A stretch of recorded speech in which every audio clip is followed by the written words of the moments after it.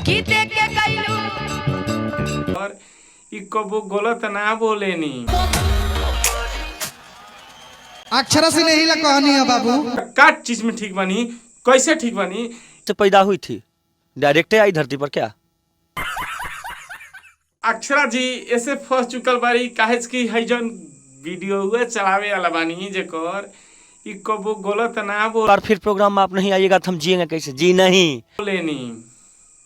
ठीक बा, आए को रहुए ना ई सब केहू देखेला आ सब केहू जानेला कि यहाँ के गलती ना बोलेनी, सच के साथ रहनी आ सपोर्ट भी करनी आ मने गलत चीज के कबो भी मतलब हाईलाइट करे के प्रयास नहीं केले।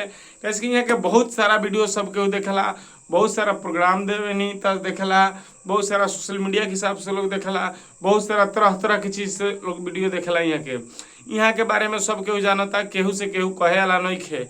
ऐसे कि रउआ बारे में कहे कि अगर एक व्यक्ति के अगर सब केहू से झगड़े होता तो व्यक्ति के सब केहू जानेला कि वो व्यक्ति या व्यक्ति खराब बा या सब लोग खराब बा। तो जहाँ तक रउआ जानता बात रहल, जहाँ तक रउआ जानता नहीं कि हम ठीक बनी तो रउआ का चीज में ठीक बनी, कैसे ठीक बनी, यहाँ तक कि सब केहू जानेला।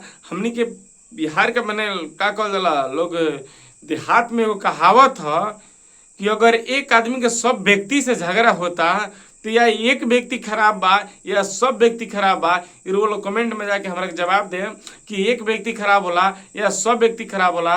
कैसे कि अक्षरा जी के बारे में कि ऐसा व्यक्ति बा जे नइखे जानत, कि ऐसा आदमी बा जे नइखे जानत, कि ऐसा सोशल मीडिया पर आदमी चलावे वाला बा, मोबाइल चलावे वाला बा, चाहे कोनो भी एड चलावे वाला बा, यानी चाहे कोनो भी वीडियो बनावे वाला बा, उ नइखे जानत। यानी कभी यहाँ तो कभी उहाँ, चाहे कभी यहाँ तो कभी उहाँ। तो ऐसा सब केहू बा आ सब बात लोग जानेला लोग आ सब केहू जानता आ जानबे करेला। तो देखी अभी बात ई बा कि यहाँ तक कि अगर केहू भी अगर हीरो छोटा अगर लेवल से ऊपर जाता तो एगो ऑर्केस्ट्रा जहीं से ऊपर जाला सीढ़ी चढ़ेला।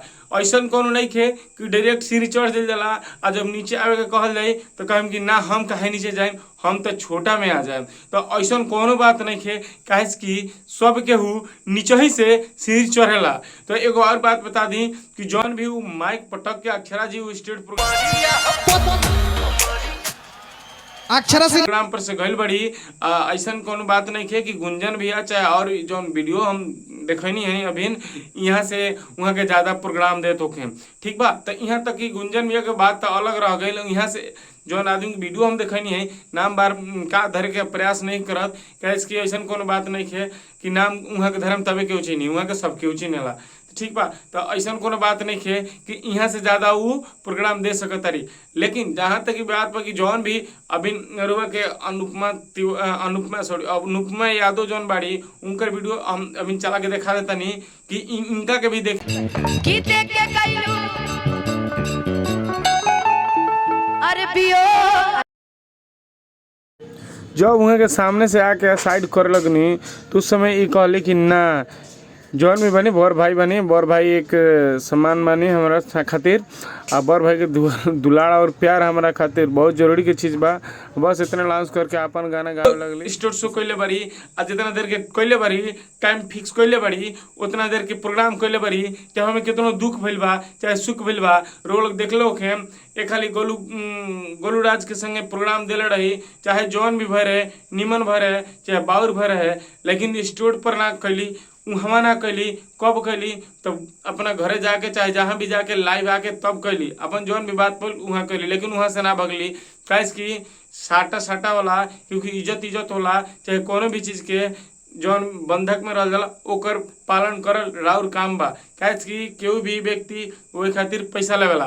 तो चली यहाँ तक बात नहीं करा गई। यहाँ तक कुछ लोग यूट्यूबर बा चाहे जौन भी जे भी बा कमेंट में कहो, चाहे जौन भी कुछ लोग कहता कि वहाँ के कि दूसरा के कमेंट उल्टा पुल्टा जाके वीडियो में मन दिलोगन आ हमरो के उल्टा पुल्टा कमेंट देम लोगन कि ना देम लोगन, एक और हमरा टेंशन नहीं खे आ टेंशन रहबो ना करी। काहे कि सच के कभी भी सपोर्ट करीले और कभी भी हम वीडियो बनावनी तो इंटरटेनमेंट के वीडियो बनावनी, या हम कोनो मीडिया वाला ना हई या कोनो हम कॉमेडियर ना हई, हम इंटरटेनमेंट वाला हई। आ अभी भी हमें इंटरटेनमेंट देखावतनी काहे कि हमें कोनो एगो मने वीडियो तनी एथी हो गई तनी बना देनी है टाइप के बाकी वो से हमारे कोनो मतलब नहीं। लेकिन ये गलत बात बा, केहू भी कहाँ से आयल बा, कहाँ से गइल बा, ई सब केहू के सब केहू बात जानता। तो बसरते बस हमार इतने बात बा, बाकी दूसरा हमरा कोनो बात नहीं के। तब तक के लिए जय हिंद, भारत माता की जय।